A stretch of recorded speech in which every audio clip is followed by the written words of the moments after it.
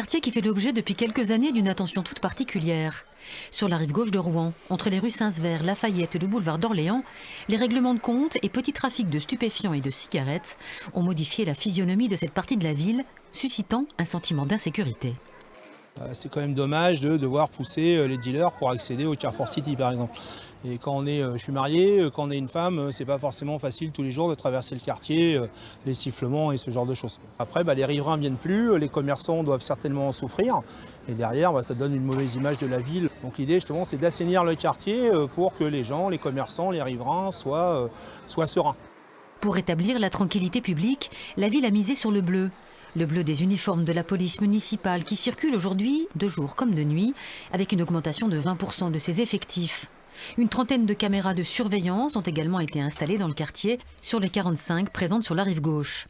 L'ouverture annoncée fin 2025 d'un poste de police municipale au cœur du secteur piétonnier devrait apaiser les habitants et les commerçants. À travers des témoignages que l'on a, notamment des commerçants, ils sont contents et heureux d'avoir des policiers municipaux, des effectifs sur le terrain. Et ça, c'est déjà bien et on continue. Et c'est pour cette raison-là qu'on ouvre un poste de police municipale ici. La mairie, elle est au rendez-vous. On met la police municipale, on met les caméras, on crée un poste de police, on fait tout ce qu'il faut, c'est notre première priorité, c'est notre premier budget. Mais il faut que l'État soit au rendez-vous. Aujourd'hui, il ne l'est pas. Ici, à Saint-Sever, sur la rive gauche, et pour toute l'agglomération rouennaise en réalité, parce qu'il y a d'autres quartiers aussi, on a besoin de moyens de l'État bien plus importants. Au-delà de la lutte contre les dealers dans le quartier, la ville de Rouen travaille depuis des années à faire de la rive gauche un lieu de vie agréable et plus seulement un quartier de seconde zone.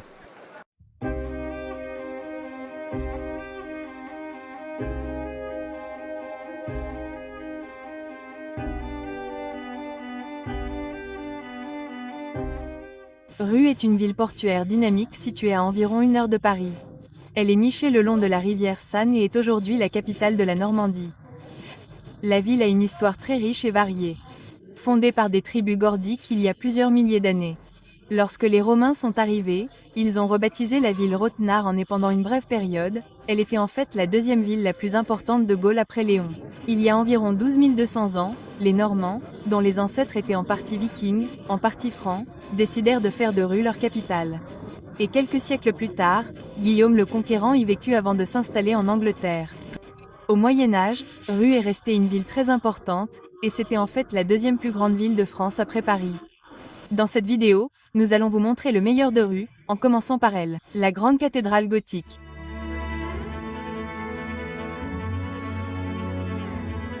La cathédrale de Rouen a été fondée au XIe siècle et sa façade est particulièrement célèbre pour ses 3 tours asymétriques, toutes construites dans un style architectural complètement différent. Grâce à l'ajout d'une flèche en 1876, la cathédrale a volé à Strasbourg le titre de plus haut bâtiment du monde. Elle n'a cependant conservé ce titre que pendant 4 ans, jusqu'à l'achèvement de la cathédrale de Cologne.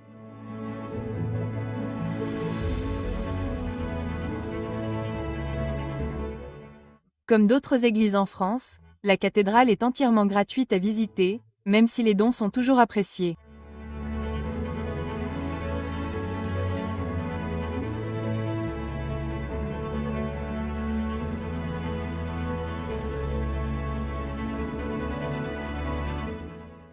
Le bâtiment gothique est également le lieu de repos final du cœur de Richard Cœur de Lion. Et vous pouvez voir sa tombe près de l'autel.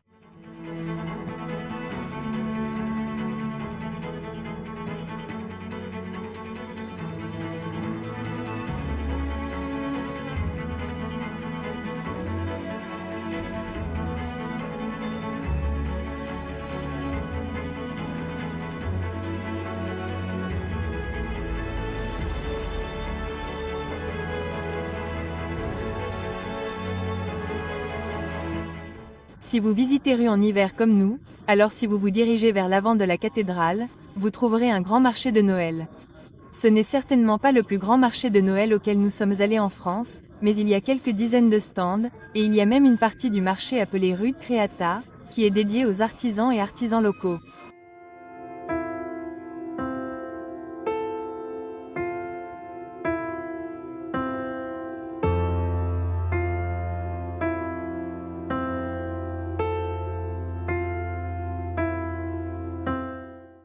Nous avons fini par visiter le marché de jour comme de nuit.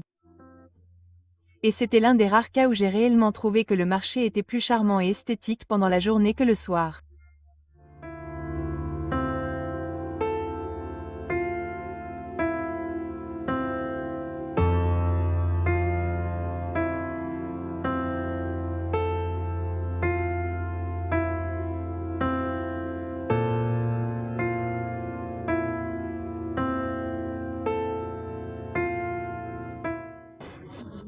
Rome est particulièrement célèbre pour ses bâtiments à ossature bois. Il y en a plus de 2000 dans le centre historique de la ville. C'est parce que le bois était un matériau de construction assez bon marché. Le bois constituait l'ossature de la maison et le reste des murs était rempli d'argile, de paille et d'autres matériaux bon marché. Et pour être honnête, c'est en fait assez durable, car de nombreuses maisons datent de plus de 500 ans.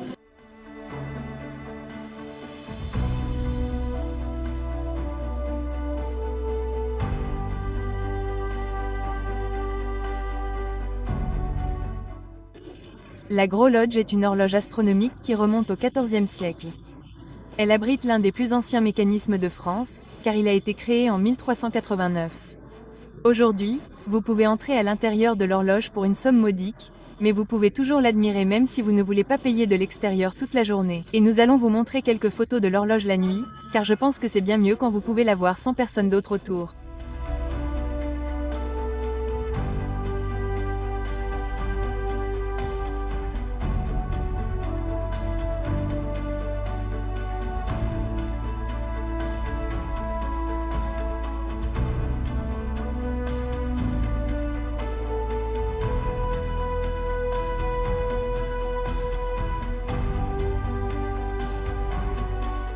L'horloge est en fait à deux faces, ce qui signifie qu'il faut deux cloches pour qu'elle fonctionne. Et apparemment, il vous indique même la phase de la lune sur l'un des côtés, bien que je n'ai aucune idée de comment lire cela.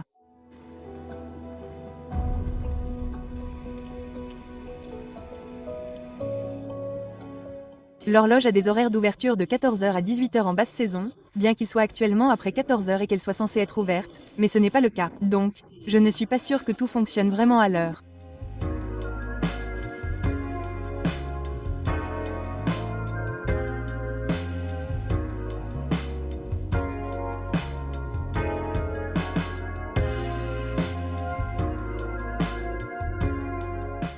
Il ne manque pas d'endroits pour manger et boire. À Rome et nous avons personnellement déjeuné dans un petit café appelé Citizen Coffee.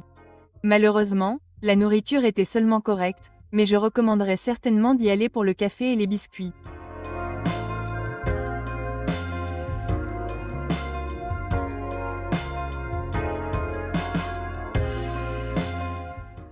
Plus tard, nous nous sommes également arrêtés dans une crêperie appelée l'Allier pour une crêpe et une tasse de thé bien chaude.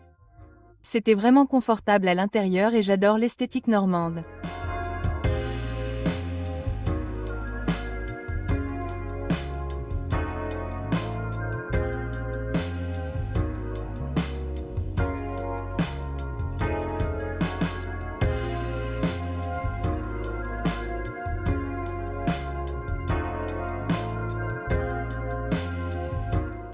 Le Palais Diocèse est l'un des édifices civiques gothiques les plus importants de France. Il remonte à la fin du Moyen Âge et ce que vous voyez aujourd'hui est assez uniforme avec beaucoup de gargosses et de chimères entourant l'extérieur.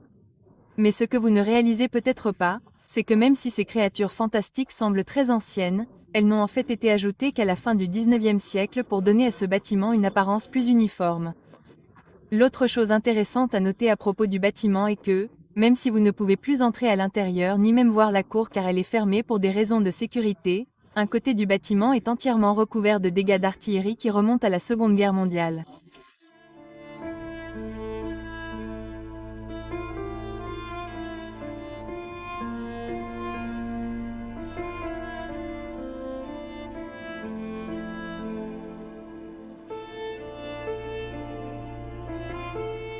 Ce qui est plutôt cool lorsque vous vous promenez dans le bâtiment, c'est de lever les yeux vers les différentes créatures fantastiques car il n'y en a pas deux qui ont le même visage. À l'époque, les tailleurs de pierre avaient souvent le sens de l'humour et ils modelaient donc parfois les visages d'après des personnes qu'ils n'aimaient pas ou qu'ils aimaient.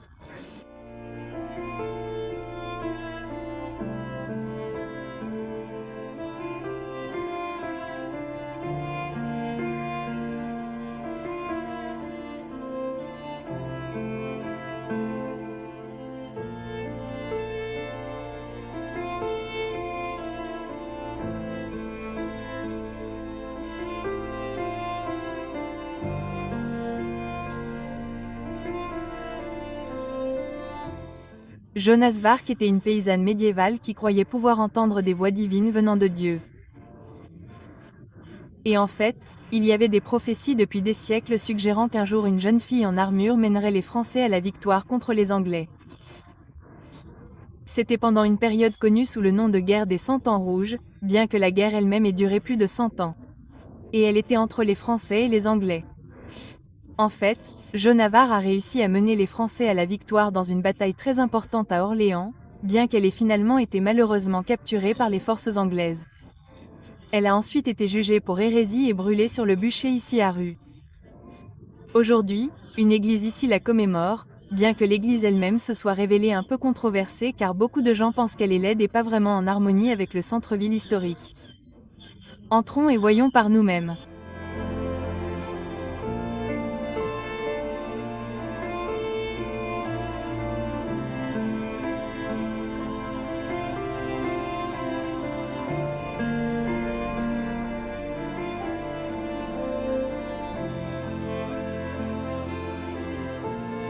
Chaleur, chaleur.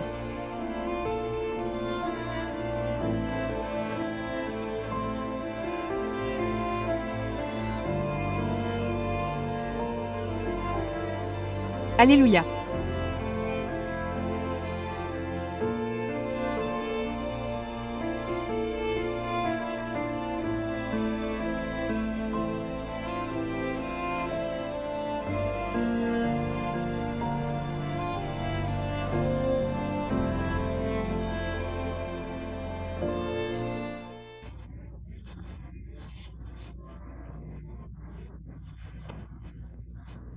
En fait, elle est ouverte au public soi-disant parce qu'une fois de plus nous sommes venus ici et qu'elle est censée être ouverte. C'est indiqué sur le panneau et c'est fermé, mais c'est très joli.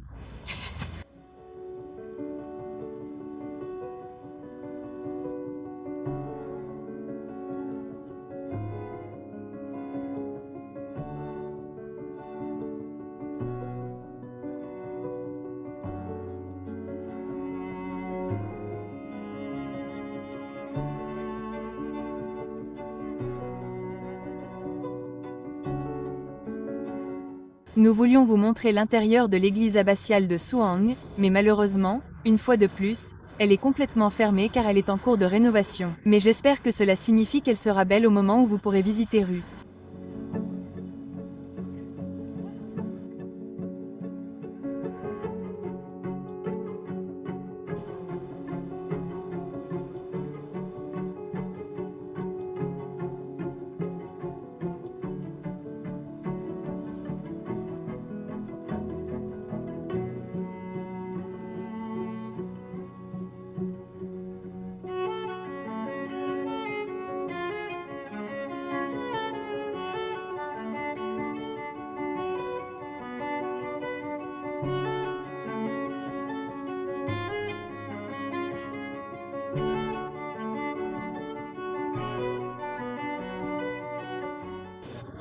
C'est la charge de San Emelu et elle est dédiée à San Melo de Bretagne. Elle a été construite entre le XVe et le XVIe siècle et est aujourd'hui l'un des meilleurs exemples survivants de l'architecture gothique flamboyante en France.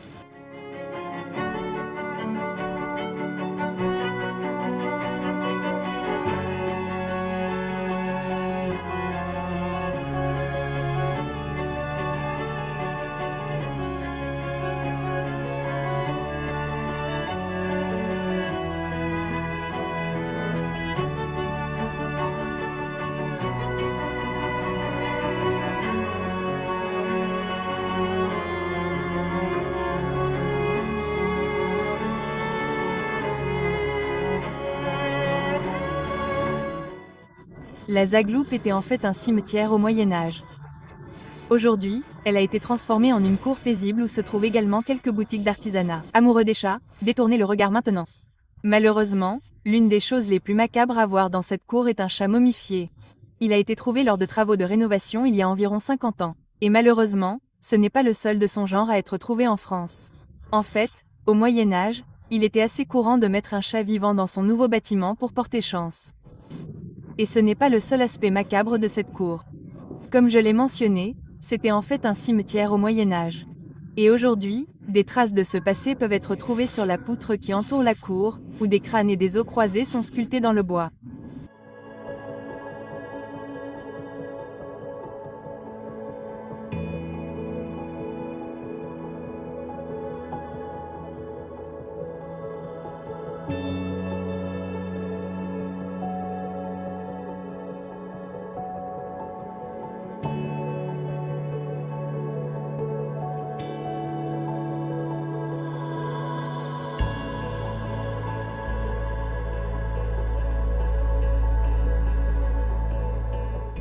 Merci d'avoir regardé et n'oubliez pas d'aimer et de vous abonner pour plus de contenu sur les voyages en France. À la prochaine!